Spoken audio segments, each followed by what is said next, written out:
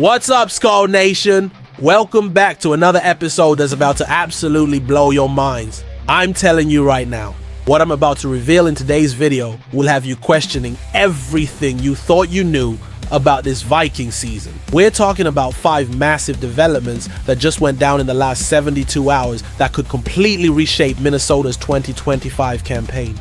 Picture this. Your starting quarterback finally steps back onto the field after a year-long nightmare, showing both promise and concerning growing pains. Meanwhile, one of your most promising weapons gets his season destroyed in the most heartbreaking way possible. Carted off the field with an injury that will make you sick to your stomach. But wait, there's more. A division rival just swooped in and stole a player the Vikings were eyeing, while the front office scrambles to find answers with free agency options that include a former Super Bowl champion with direct ties to Kevin O'Connell. Here's the thing that's driving me absolutely insane, the Skull Nation, and I want you to answer this honestly in the comments below. How do you feel about this team's chances when injuries keep piling up just weeks before the regular season? Are you confident in the depth, or are you starting to panic about what happens if more key players go down? Think about this.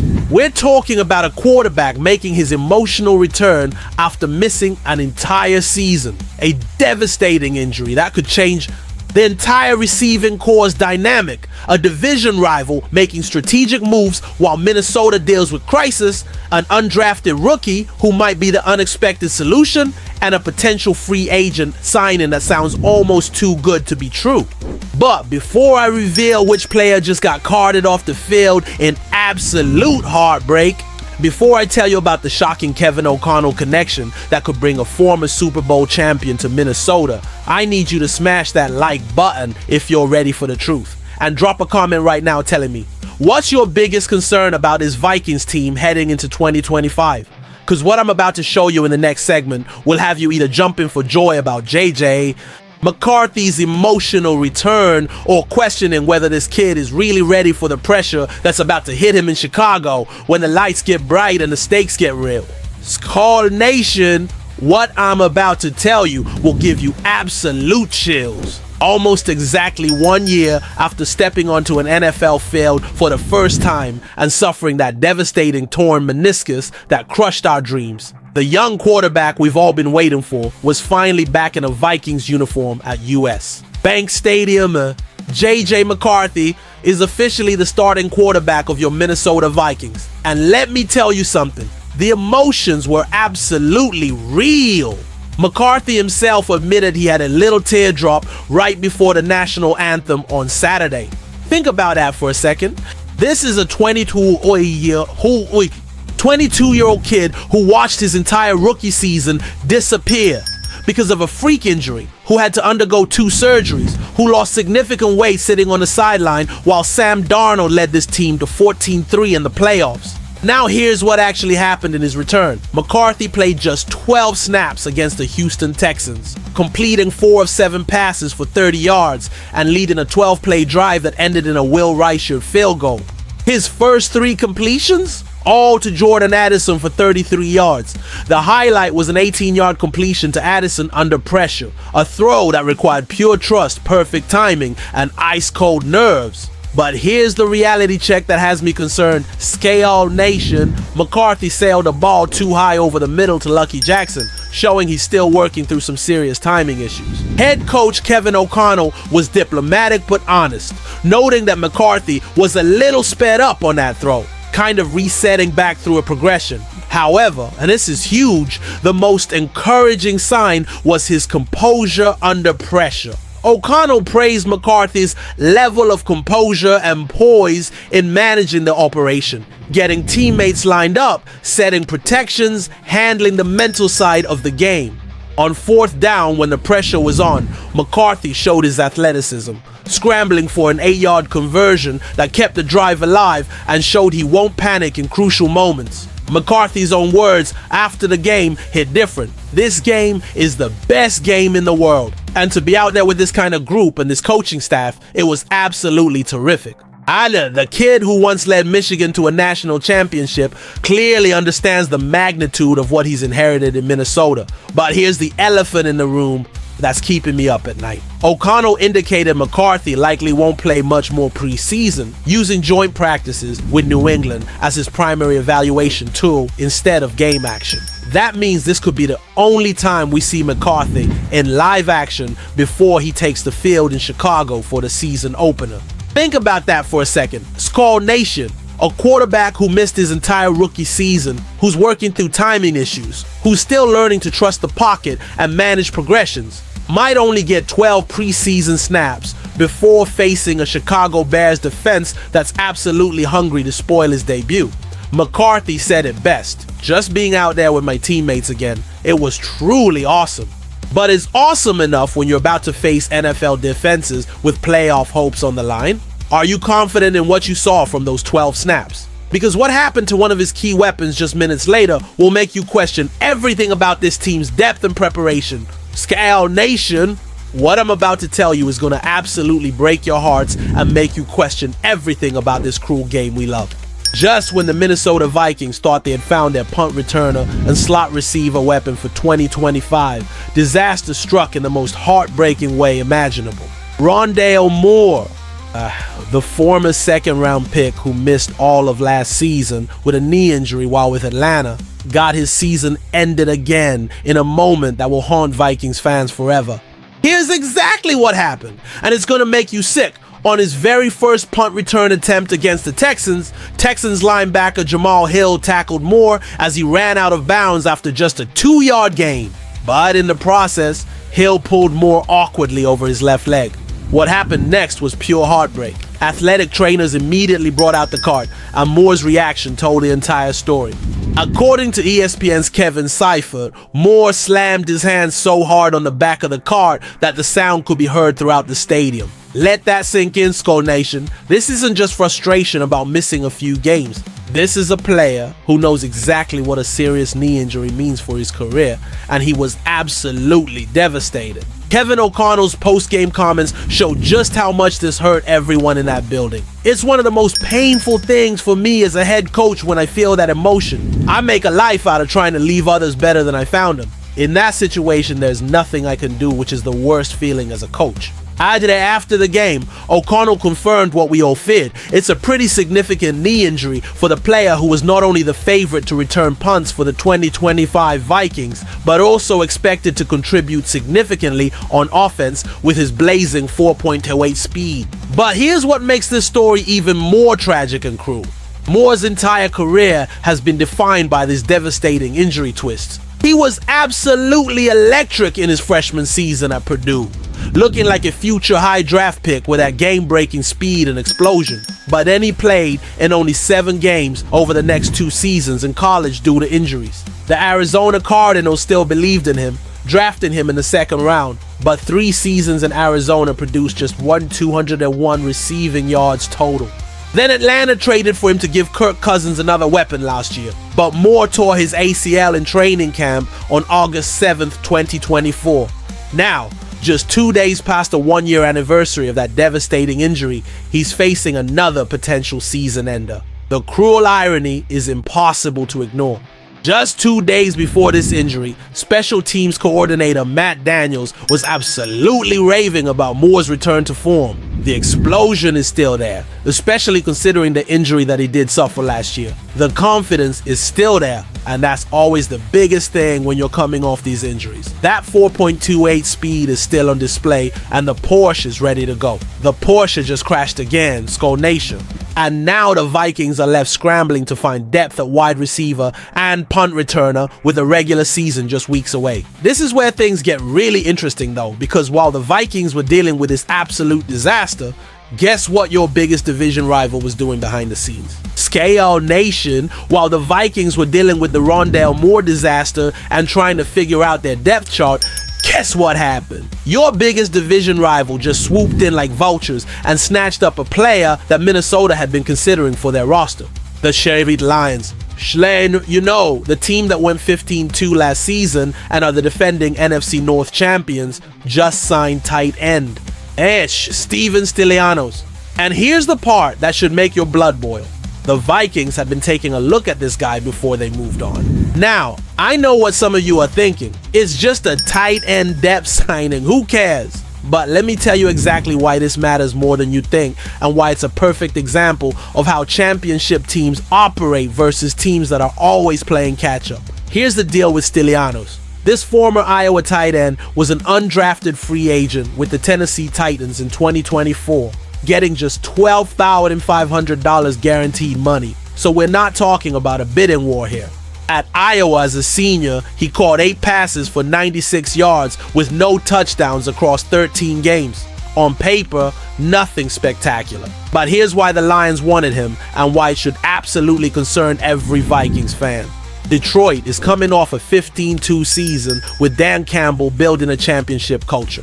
Yes, they've lost offensive coordinator Ben Johnson and defensive coordinator Aaron Glenn to head coaching jobs, but they still have a loaded roster. They still have that championship mindset, and they're still the team to beat in the NFC North. The Lions already have Sam Laporta as their star tight end, a player who's legitimately neck and neck with TJ Hawkinson when both are healthy. Laporta just came off a season with 60 catches, 726 yards, and 7 touchdowns while playing in an offense that has multiple weapons. And now they're adding depth pieces like Stellanos, while the Vikings are dealing with injury after injury and trying to figure out who's even going to be available. Think about this timeline. Escol Nation. The Vikings watch Rondale Moore get carted off the field. They're dealing with Jordan Addison's suspension, TJ.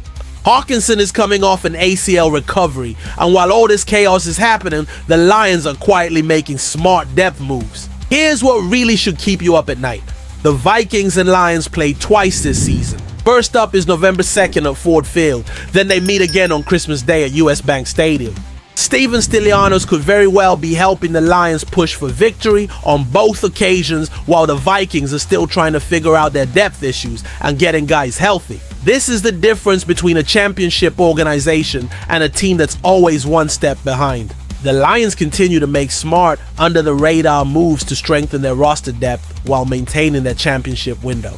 Meanwhile, the Vikings are watching their depth get decimated by injuries and having to scramble for last-minute solutions. The Lions have Sam Laporta locked up, and now they're adding pieces like Stellanos. The Vikings have TJ Hawkinson coming off an ACL recovery, Josh Oliver, who's solid but not spectacular, and they just signed Nick Vanette out of desperation. When you're trying to dethrone the defending division champions, you cannot afford to let them pick up players you are considering, even if they're depth pieces. Every single move matters in this division. But here's where it gets interesting, Escale Nation, because the Vikings might already have their solution sitting right there on the roster, and it's not who you think.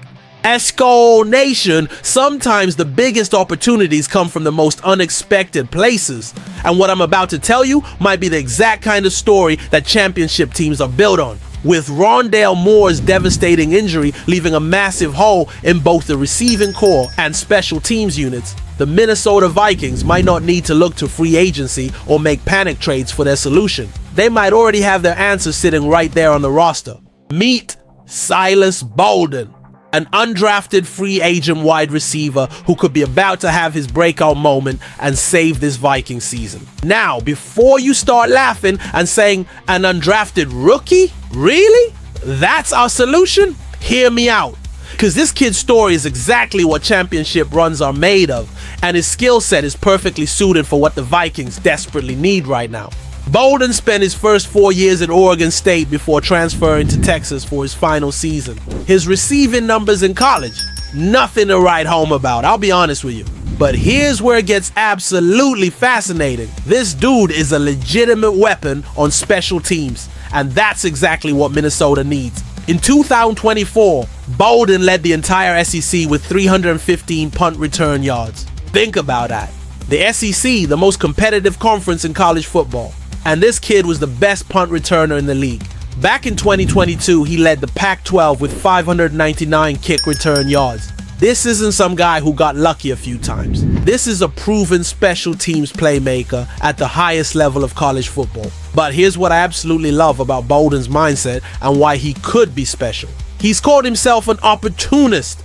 And with Moore's injury opening up a massive opportunity, he's got exactly the mentality you want in a player who's about to be thrust into a crucial role. Think about what the Vikings desperately need right now, Skull Nation. They need someone who can handle punt return duties safely and effectively without fumbling away games. They need someone who can contribute on kick returns and flip field position. And they need depth at wide receiver, with Jordan Addison facing his 3-game suspension and now Moore out indefinitely. Silas Balden could potentially fill all of those roles while costing the Vikings basically nothing in terms of salary cap space. The Vikings coaching staff has consistently shown they're willing to give opportunities to players who show up and make plays, regardless of their draft status. Kevin O'Connell and this organization believe in meritocracy. If you can help them win games, they don't care where you came from. Remember, some of the best Vikings in recent history were undrafted guys who seized their moment when it mattered most. This could be Balden's moment. But here's the real question that's going to determine this season. Scale Nation, can you trust an undrafted rookie to handle punt return duties in high-pressure situations when field position could determine playoff seeding? Can you count on him to be a reliable target for J.J. McCarthy when the games matter and defenses are scheming to take away Justin Jefferson? What I love about this situation is that it's pure football. No big contracts, no prima donna attitudes, no agent drama.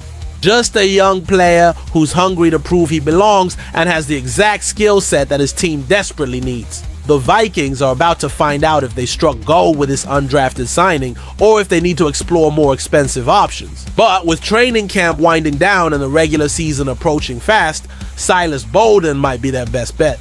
And speaking of options, what I'm about to tell you next involves one of the biggest names in football and a connection to Kevin O'Connell that could completely change everything.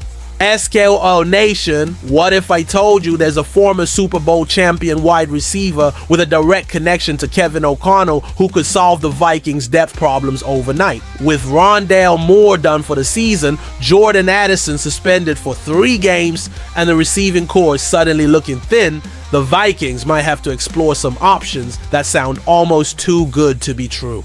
Odell Beckham Jr. And before you start laughing, hear me out on this connection. I know what you're thinking. OBJ is 32 years old. He might be completely done, and he hasn't been the same player since his prime. But here's the connection that nobody's talking about, and it's absolutely real. Beckham won a Super Bowl with Kevin O'Connell back in 2021 with the Los Angeles Rams. Think about that for a second. O'Connell was the offensive coordinator when the Rams won it all, and Beckham was a crucial part of that championship run before his injury in the Super Bowl. They have a relationship, they have chemistry, and O'Connell knows exactly how to use Beckham's skill set. If Minnesota wants a wide receiver who's been productive in big moments and knows O'Connell's system, especially with Addison suspended for those crucial first 3 games, Beckham could actually make sense. Plus, let's be completely honest, he'd sell jerseys and bring national attention to this Vikings team.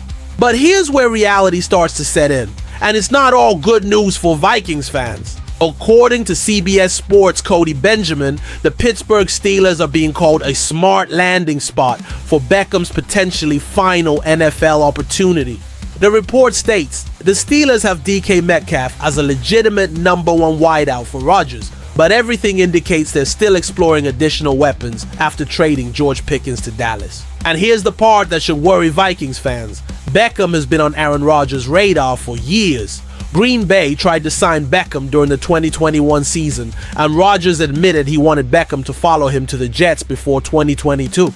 Now with Pittsburgh potentially offering a 1-year deal and a chance to play with Rodgers, why wouldn't they finally make that dream duo happen? The harsh reality is this, Skull Nation. The Vikings are probably looking at much more realistic and affordable options. Players like Amari Cooper and Gabe Davis are still floating around in free agency, and these are proven veterans who could actually contribute meaningfully to a team trying to compete for a championship without breaking the bank or causing drama. But here's what really keeps me up at night. The Vikings might not make any splashy signings at all.